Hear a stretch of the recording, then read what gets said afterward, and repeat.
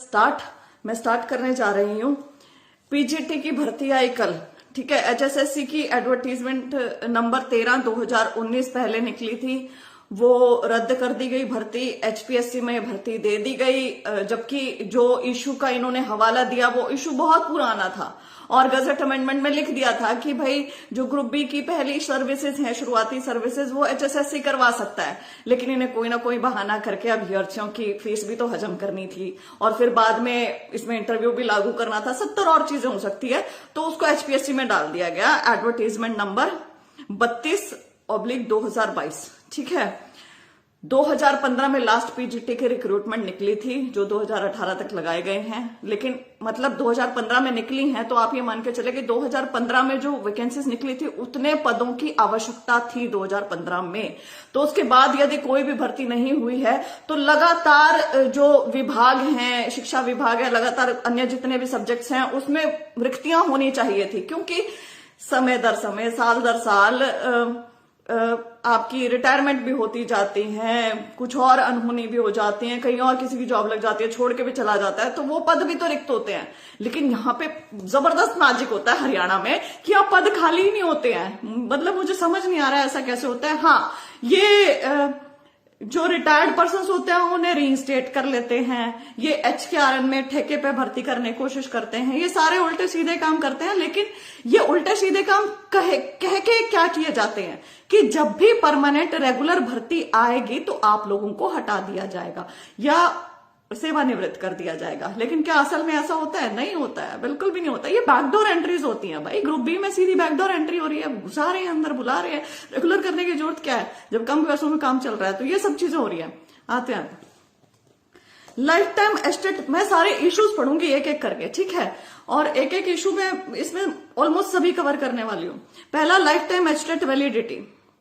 Life time estate validity के लिए बहुत बार पहले आवाज उठा चुकी हूं, बोल चुकी हूं। बहुत सारे अभ्यर्थी बहुत समय से बोल रहे हैं इस चीज को, और मैं बड़ी पॉजिटिव थी और हूं भी इसे लेके कि एस्टेट की लाइफ टाइम वैलिडिटी होगी, over the period of time ये होगी। क्योंकि मेरी जितने सर्कल से जैसे बात हुई है, जो भी है, तो ये पॉजिटिव मैं यहां से मैसेज आपको दे रही हूं कि मुझे ऐसा लगता है। बट स्टिल वो जब तक ऑफिशियल किसी कागज पे नहीं आ जाता है, हम विश्वास नहीं करेंगे। तो इसके लिए हमें आवाज उठानी है, एस्टेट लाइफ टाइम वैलिडिटी। बहुतों ने लाइफ टाइम के चक्कर में रिसेंट एस्टेट फॉर्म नहीं भरा, तो ये उनकी गलती। आपने क्यों नहीं भरा? आपको भरना चाहिए था ना। जब तक ऑफिशियल किसी कहीं पे लिखा नहीं आ जाता है तब तक किसी को बिलीव नहीं करना है हमें, राइट? लेकिन मोस्ट प्रॉब्ली आ जाएगा। दूसरा, रिसेंट एस्टेट के रिजल्ट कि वेट करेंगे क्या? एस्टेट 2022 को शामिल करेंगे क्या? ये बहुत बड़ा सवाल रहेगा सरकार और एचपीएससी से। देखते हैं इसका क्या रहेगा।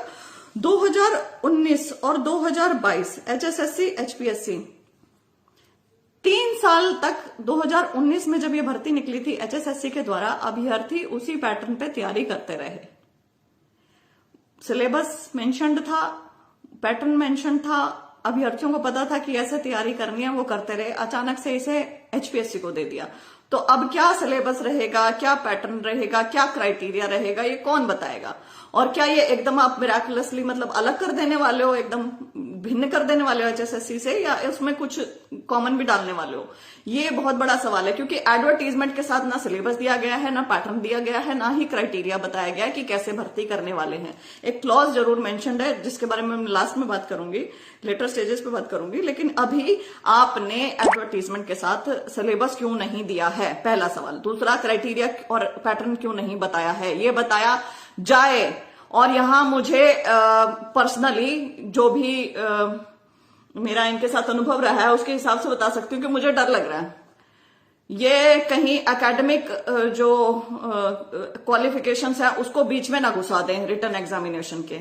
ये चीज ना हो जाए, और ये चीज होनी नहीं चाहिए, क्योंकि सेमेस्टर के आधार पे अलग नंबर मिलते हैं अभ्यर्थियों को, वैसे अलग नंबर मिलते हैं। अगर एकेडमिक क्वालिफिकेशंस को लेते हैं तो वहां बहुत गड़बड़ सिस्टम हो जाएगा। और ऐसा इन्होंने कर रखा है। क्राइटेरिया भी जानबूझ के अभी नहीं दिया एडवर्टीजमेंट के साथ। क्यों नहीं दिया? क्राइटेरिया इन्होंने असिस्टेंट प्रोफेसर की भर्ती में छुपाया था। ये क्या करते हैं जो मुझे समझ में आया असिस्टेंट प्रोफेसर की भर्ती से, ना मुझे बोलने में डर लगता है एचपीएससी, ना हरियाणा सरकार, मुझे ये चीज बोलने में डर लगता है कि आपने क्राइटेरिया जानबूझ के पहले छुपाया, आपने फिर अब देख के सिलेक्शन किया जिसकी करनी थी, उस हिसाब से बाद में आपने क्राइटेरिया डिजाइन किया। This can happen here as well. तो हमें हर हालत में सिलेबस, हर हालत में एग्जाम पैटर्न और हर हालत में क्राइटेरिया ऑफ सिलेक्शन चाहिए ही चाहिए। ये तीनों चाहिए एग्जामिनेशन से पहले और जल्दी से जल्दी दो। आप कह रहे हो फरवरी में एग्जाम ले लोगे, अब तक बच्चों के पास नवंबर में आपने ये चीजें दी भी नहीं, भर्ती निकाल दी बिना बात की। क्या बोगस सी भर्तियां निकालते हो, उसमें कुछ दे दिया करो। क्या बताते हो, क्या बताना चाहते हो? जो आपने भर्तियां दी हैं उसके ऊपर भी आते हैं। अभी 2019 में जो अभ्यर्थी योग्य थे उस भर्ती में, एज वाइज भी, एस्टेट वैलिडिटी वाइज भी, उनका क्या होगा? एज रिलैक्सेशन का क्या हुआ? उन्हें इस भर्ती में मौका मिलेगा क्या? यह बहुत बड़ा सवाल है, क्योंकि उनकी फीस तो आप हजम कर गए हैं, उनकी फीस तो आप खा गए हैं, तो उनको मौका मिलने वाला है क्या? क्या करने वाले उनके साथ?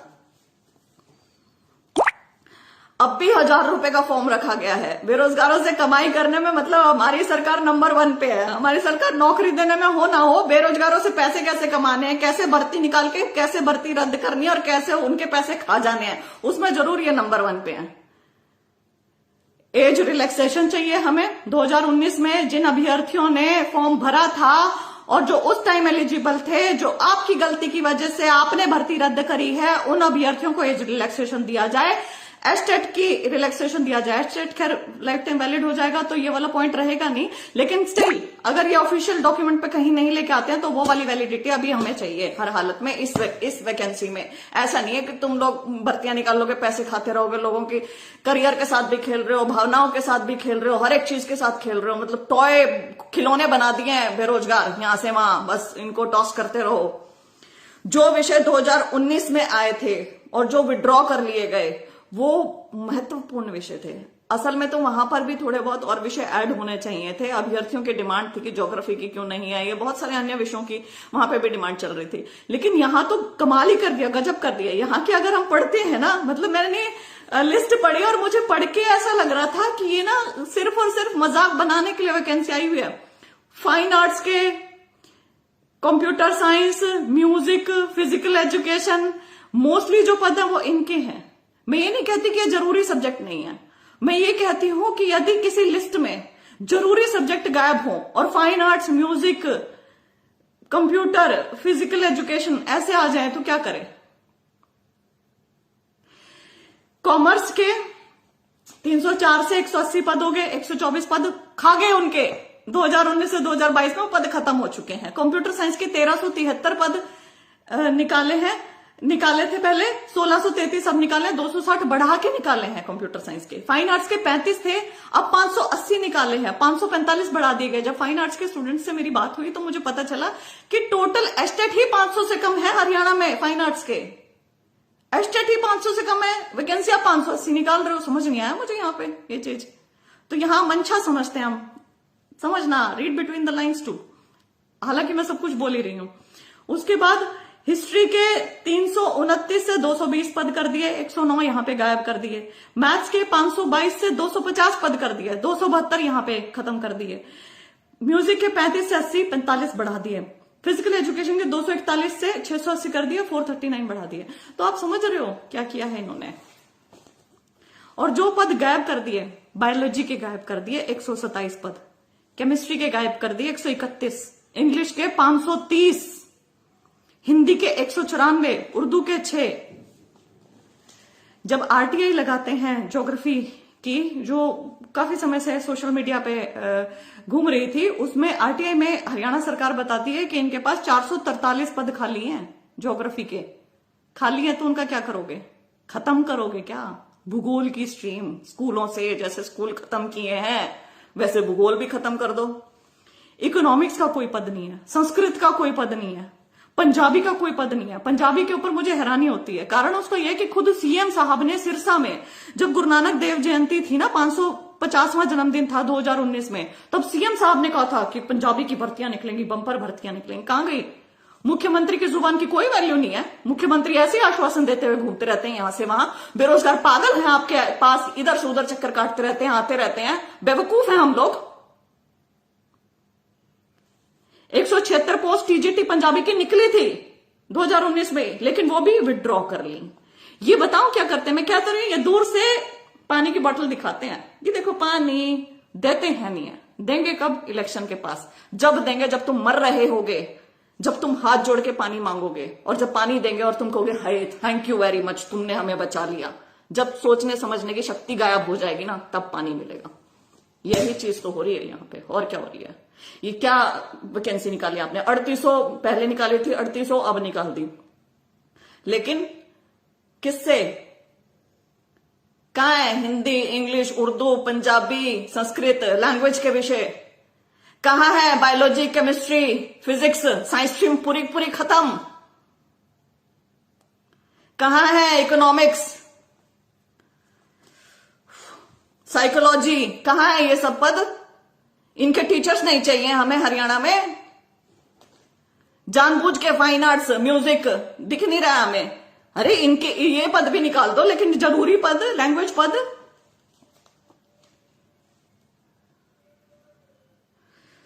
सब भर्ती मतलब हरियाणा कौशल रोजगार निगम। अरे हरियाणा कौशल रोजगार निगम क्यों लेके आए हो? इसलिए लेके आए ना कि परमानेंट भर्ती जब आएगी तो परमानेंट में इनको डाल देंगे। संस्कृत के पद वहां से, पंजाबी के तो शायद वहां से भी नहीं दिए हैं, कम दिए हैं। मैथ्स के पद सारे वहां चला दिए, इंग्लिश के, हिंदी के। परमानेंट भर्ती आ गई है जी, परमानेंट भर्ती आपने निकाली है। तो जो जो आपने ये वादे कर करके कर रखा था ना कि फॉर द टाइम बीइंग ये टीचर लगेंगे, तो फॉर द टाइम बीइंग वाला क्लॉज वहां से हटा के ना रेगुलर वैकेंसी में इनको डाल दो। जरूरी है ये चीजें। शिक्षक जरूरी है समाज के लिए।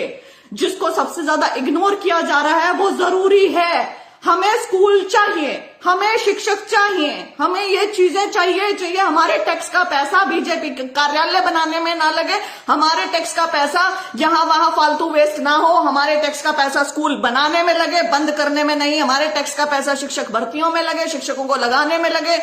हमारे टैक्स का पैसा ये जो आप मेडिकल स्टूडेंट्स को कैसे 40 लाख लूटने की कोशिश कर रहे हैं उनकी पढ़ाई में लगे। हमारे टैक्स का पैसा अस्पतालों में लगे। हमारे टैक्स का पैसा लग कहां रहा है? आई एम एक्सट्रीमली, मतलब मैं इतनी ज्यादा एकदम एक इंसान फेडअप हो जाता ना किसी चीज से कि भाई फेडअप विद द सिस्टम, कि कहीं तो तुम्हारा कहीं तो सुधार दिख जाए। आगे आ रही हूं मैं, आगे हर एक चीज के ऊपर आ रही हूं। 2015 में हमें इतने टीचर्स की जरूरत थी जब वैकेंसी निकली थी, ठीक, जो लगाए थे। उसके बाद 2019 में हमें इतने पदों की जरूरत थी, इतने टीचर्स की, इतने इतने विषयों के। कहां गए भाई? स्कूल खत्म, टीचर खत्म।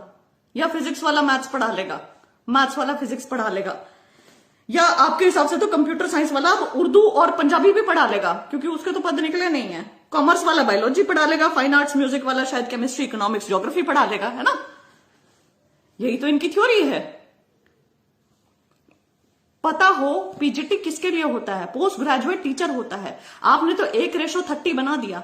मैंने पहले भी कहा था 1:30 5वीं 6ठी क्लास तक चल जाएगा। वो टीचर हर एक 5वीं क्लास तक चल जाएगा। वो टीचर हर एक सब्जेक्ट पढ़ा लेगा। उसके ऊपर हर एक बच्चे को हर एक सब्जेक्ट का टीचर चाहिए। मैथ्स का अलग टीचर चाहिए, साइंस का अलग टीचर चाहिए। और पीजीटी में तो physics, chemistry, biology, 11th 12th के बच्चे क्या पढ़ेंगे? साइंस का टीचर पढ़ा देगा क्या? फिजिक्स, केमिस्ट्री, बायोलॉजी सब कुछ, इकोनॉमिक्स, कॉमर्स, ये सारे चाहिए भाई। 30:1 हमारे मुख्यमंत्री बोलते, 30:1 मुख्यमंत्री साहब कभी सुने और अभ्यर्थियों की कि 30:1 यहां तक नहीं चलता है। दूसरी चीज, जो आप आश्वासन कर करके आते हैं कि पंजाबी की पोस्ट निकाल देंगे, फलाने के निकाल देंगे, वो आश्वासन पूरे भी कर लिया करो, या बोलने के लिए होते हैं, या अभ्यर्थी आ गए इनको टरकाओ किसी तरीके से।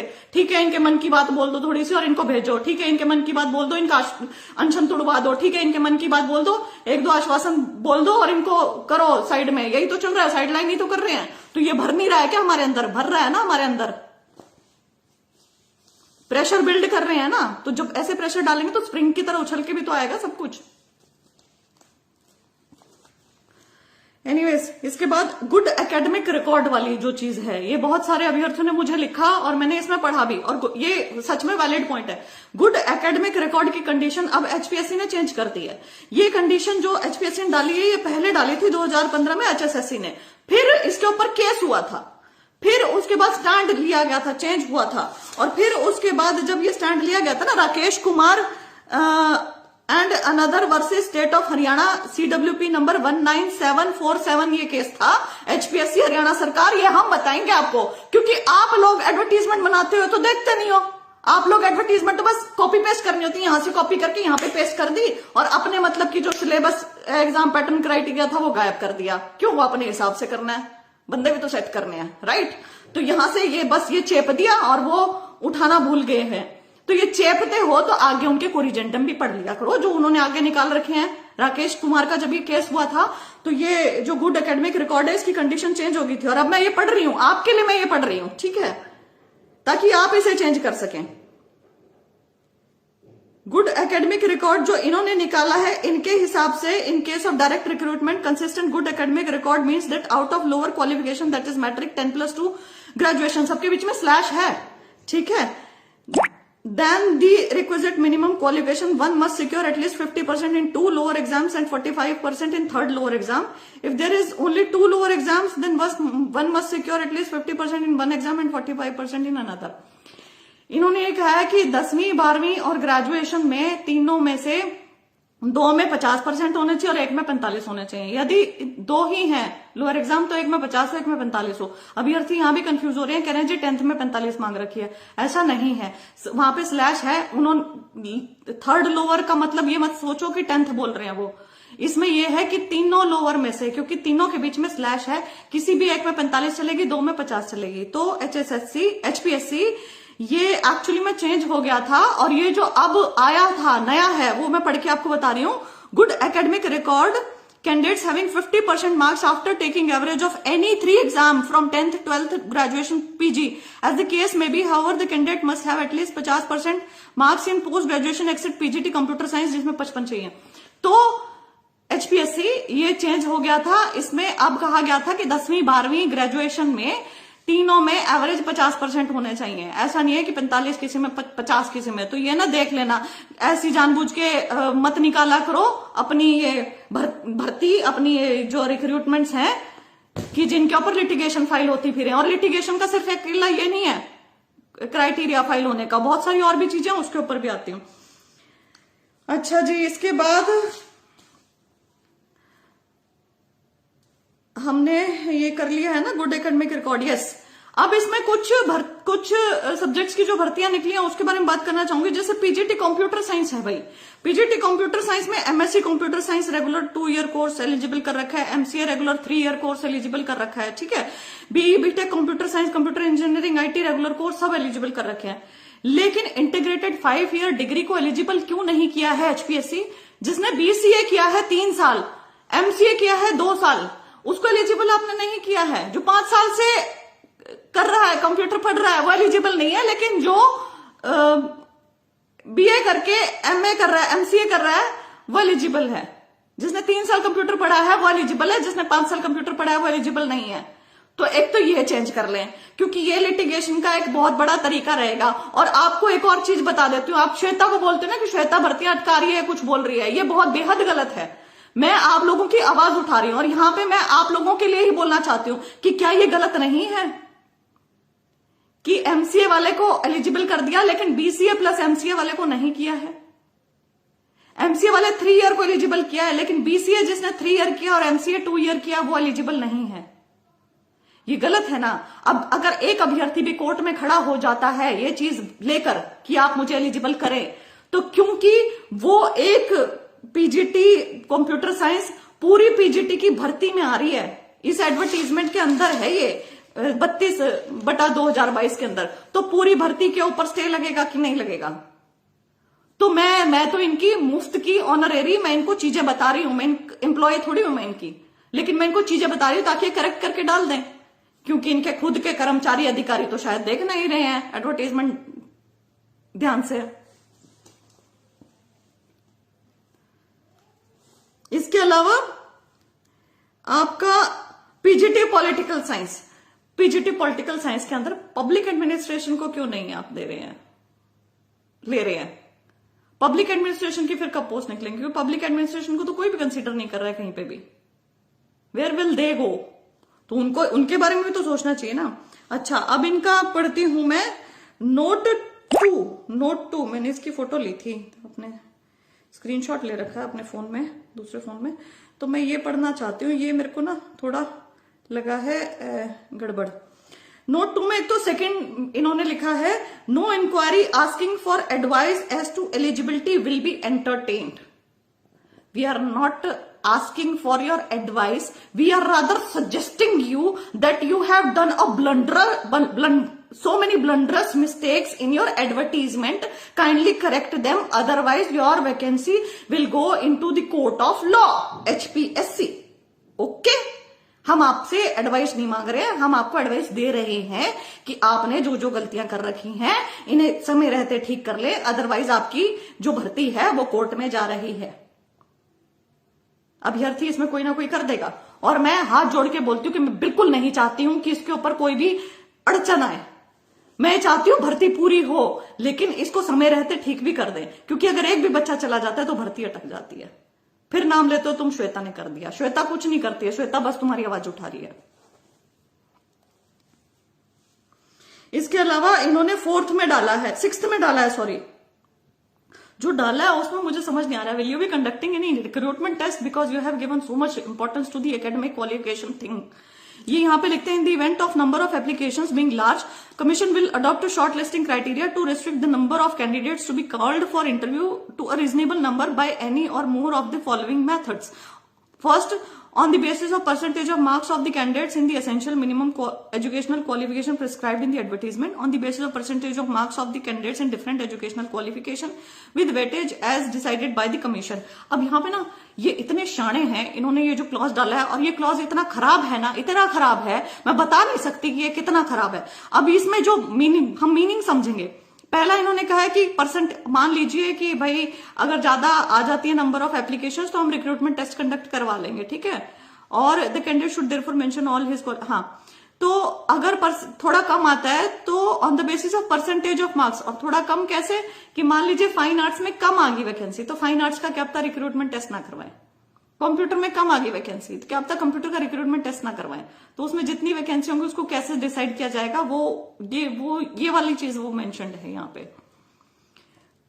इसमें कहा है कि percentage of marks of candidates, तुम्हारी एसेंशियल और मिनिमम क्वालिफिकेशन में तुम्हारे परसेंटेज ऑफ मार्क्स कितने हैं उस हिसाब से।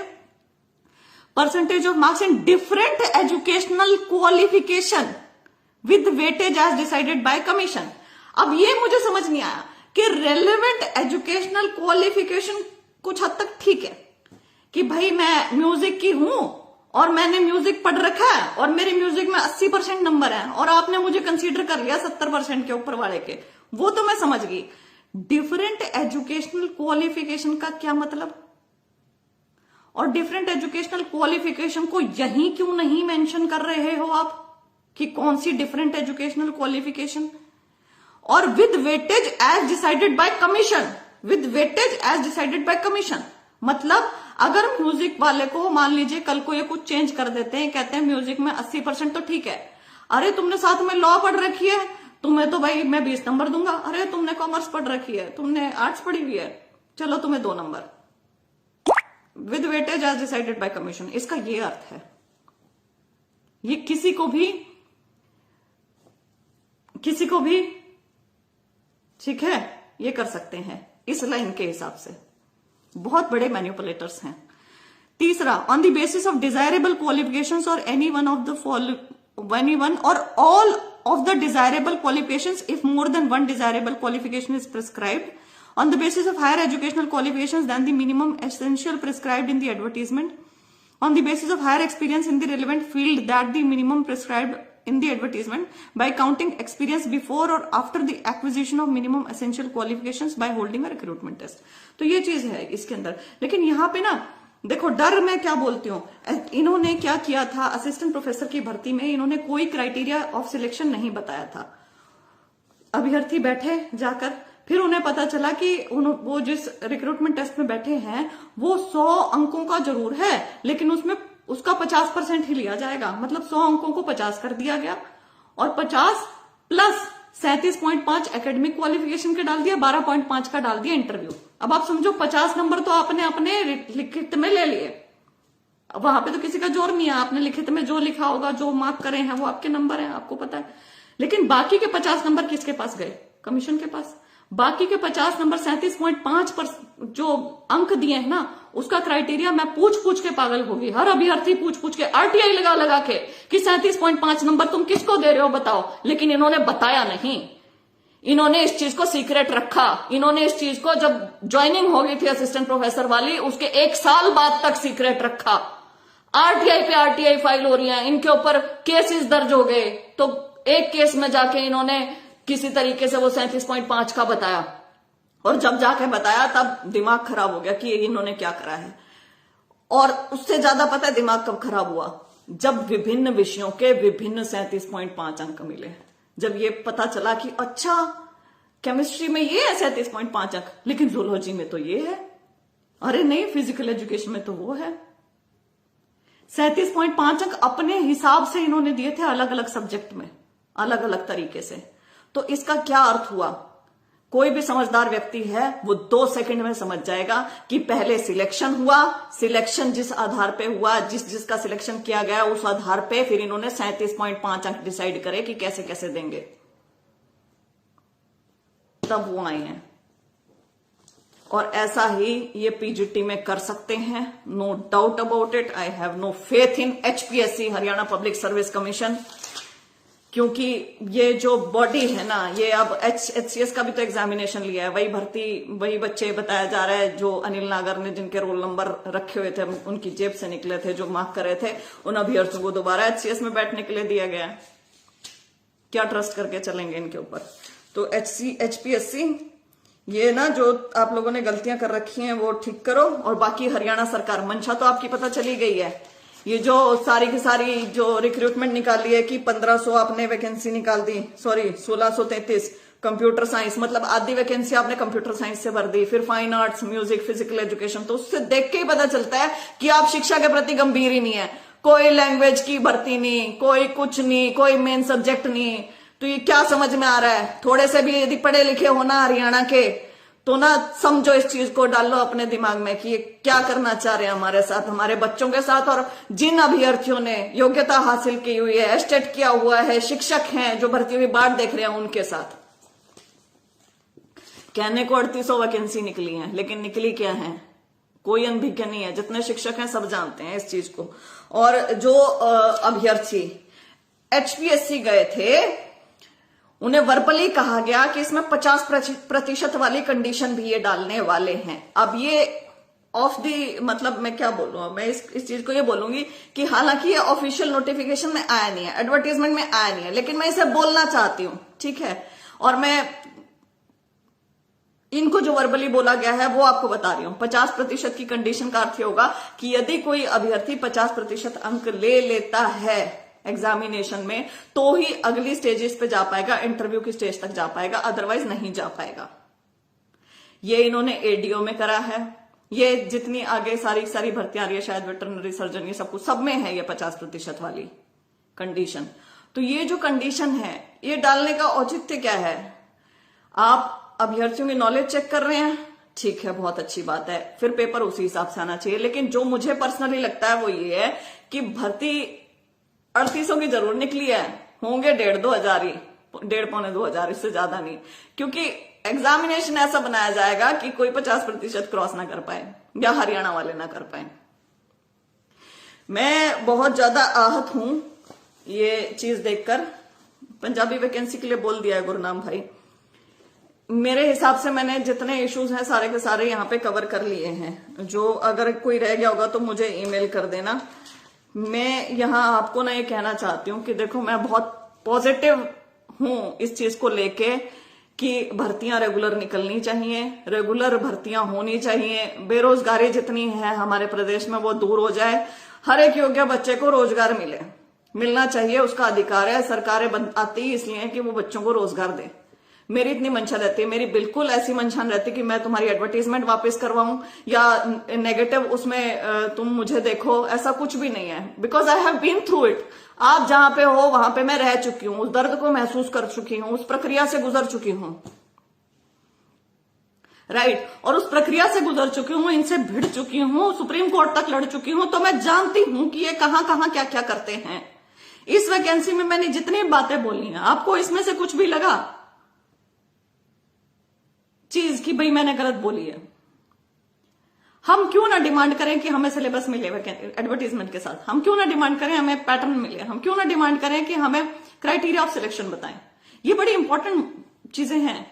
क्यों ना डिमांड करें एक बच्चा इंग्लिश वाला, हिंदी वाला, Urdu, Punjabi, physics, chemistry, biology, ये आपका इकोनॉमिक्स, साइकोलॉजी, ये बच्चे क्यों ना डिमांड करें कि इनकी वैकेंसी आए। कहां गई इनकी वैकेंसी, कौन खा गया इनकी वैकेंसी, चाहिए नहीं क्या इनके टीचर्स, क्यों ना डिमांड करें भाई। ये एस्टेट वैलिडिटी वाले इश्यूज आप देखो ना, एस्टेट क्यों ना डिमांड करें, एस्टेट लाइफ टाइम वैलिडिटी आप बोल रहे थे, एस्टेट 2022 वाले क्यों ना डिमांड करें कि भाई आपने हमसे अभी अभी फॉर्म भरवा दिए और अभी आपने इतने सालों बाद वैकेंसी निकाली है, हमें भी इसमें एलिजिबल कर दो। क्यों ना डिमांड करें 2019 वाले वो अभ्यर्थी जिनकी एज अब ज्यादा हो गई है कि हम जी 2019 में एलिजिबल थे, आपने हमसे पैसे भरवाए और अब हमारी एज ज्यादा हो गई, अब आप वैकेंसी निकाल रहे हो और हमें कंसीडर नहीं कर रहे हो, उनके पैसे भी खा गए, उनका सपना भी तोड़ दिया। क्यों ना डिमांड करें वो वाले जिनके एस्टेट वहां पे इनवैलिड हो गए, 2019 में वैलिड थे, जो भी योग्य थे, क्यों ना डिमांड करें कि वो अब इसमें आए। मुझे एक चीज बताओ, कौन गलत है इसमें, गलत कौन है? गलत है सरकार। अगर हिम्मत हो तो सरकार से लड़ो, श्वेता से मत लड़ो। श्वेता जितना ज्यादा बोल रही है ना, समझो कि उसके कितने रिपरकर्शन वो झेल भी रही होगी। ऐसा नहीं है कि श्वेता बेबाक ऐसे ही बोल रही है।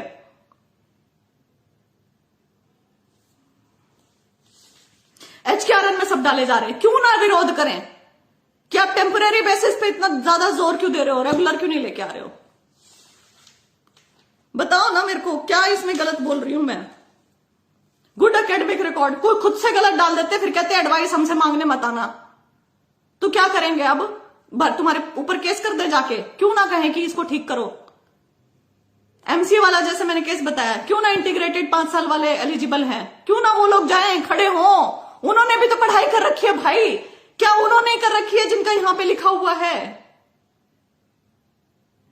अधिकार सबका है। हमारे प्रदेश के साथ दिक्कत पता क्या हो रही है कि हमें अपना दुख लगता है, दूसरे का दुख लगता ही नहीं है। हम अपने लिए खड़े हो सकते हैं, बस मेरा मुद्दा, दूसरे का मुद्दा ही नहीं है। जिस दिन एक दूसरे का दुख पकड़ के एक साथ ऐसे हाथ पकड़ के खड़े होने लग जाओगे ना, उस दिन देखना है सरकारें कैसे कांपेगी, सारी चीजें ठीक होके आएंगी। ये टीजीटी की वैकेंसी की जितने लोग बात करते हैं, टीजीटी वाले कितने लोग हैं सड़क के ऊपर, कितनी बार जा जाके अकेली मैं ही लड़ती रहूं। तुम्हें नहीं पता टीजीटी की वैकेंसी में क्या हो रहा था? जेबीटी वाले एलिजिबल कर रखे थे, टीजीटी वालों से एक्सपीरियंसेस मांग रखे थे, कितनी सारी चीजें उसके अंदर गलत थी। अगर वो वैकेंसी आ जाती, वैकेंसी लाई किस लिए गई थी? लटकाने के लिए तो लाई गई थी। क्या हुआ उस वैकेंसी का? मैंने ये थोड़े कहा था कि भाई वैकेंसी वापस ही मत लेके आओ, मैंने ये कहा था जी ठीक करके दे दो इसे जल्द से जल्द। अब ये अगर नहीं दे रहे हैं तो उसमें मेरी गलती नहीं है भाई, मैं उसके लिए भी बार बार आवाज उठाती रहूंगी। लेकिन आपको समझना पड़ेगा कि ये हम सबके मुद्दे हैं, हम सबके। मैं टीचर के लिए भर्ती नहीं दे रही हूं, मैं ग्रुप डी के लिए नहीं दे रही, सी के लिए नहीं दे रही, बी के लिए नहीं दे रही, ए के लिए, मैंने छोड़ दिया है सब कुछ। लेकिन मैं आवाज उठा रही हूं क्योंकि मैं इनसे इतनी ज्यादा लड़ चुकी हूं कि मेरी पर्सनल लाइफ मैंने खत्म कर ली।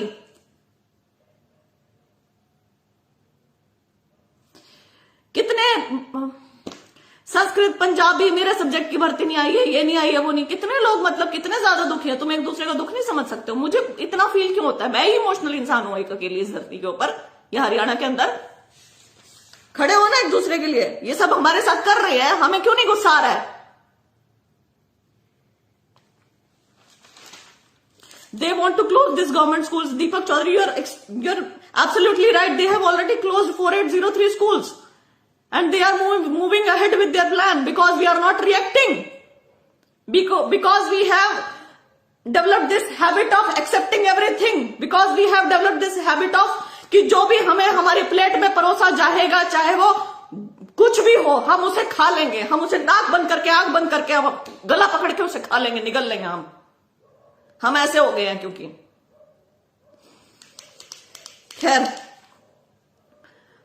जितने भी इश्यूज हैं, जितने भी ये वाले इश्यूज हैं, मैं आप लोगों से प्रार्थना करती हूं हाथ जोड़कर कि आप सब लोग ये सब लिखित में HPSC को देकर आएंगे और जिस कागज पर देकर आएंगे उसकी एक फोटोस्टेट साथ में लेंगे और रिसीविंग लेके आएंगे। ये बेहद जरूरी है। क्यों?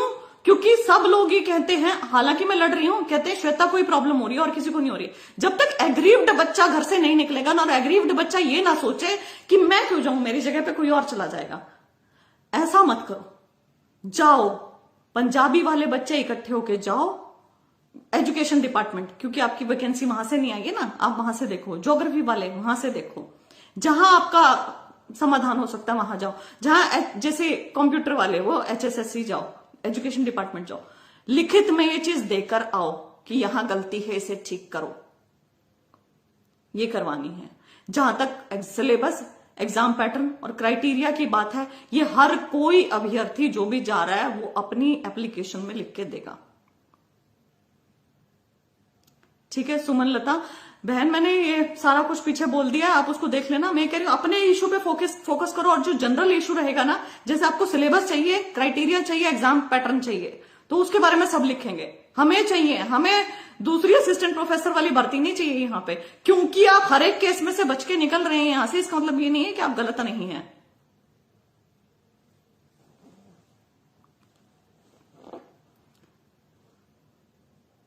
Anyways, all the very best. अपनी शायद ऐसी जनरेशन में हम लोग फंस गए हैं, हम ऐसे समय में आके फंस गए हैं जहां संघर्ष ज्यादा लिखा हुआ है। ठीक है, और संघर्ष लिखा है तो संघर्ष करेंगे और ग्रेसफुली करेंगे।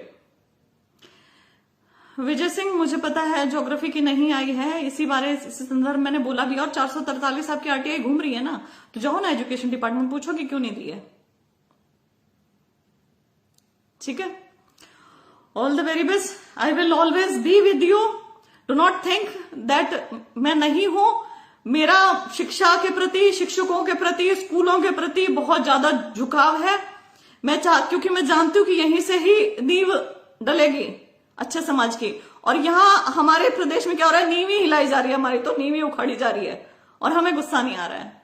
इस चीज पे मुझे गुस्सा आ रहा है, अदरवाइज मैं शांत इंसान हूं, ऐसा कुछ नहीं है। All the very best all my brothers and sisters. कोई भी दिक्कत हो, shwetasinghdool@gmail.com, वहां पे लिख देना, मैं देख लूंगी उसे। शुभ रात्रि।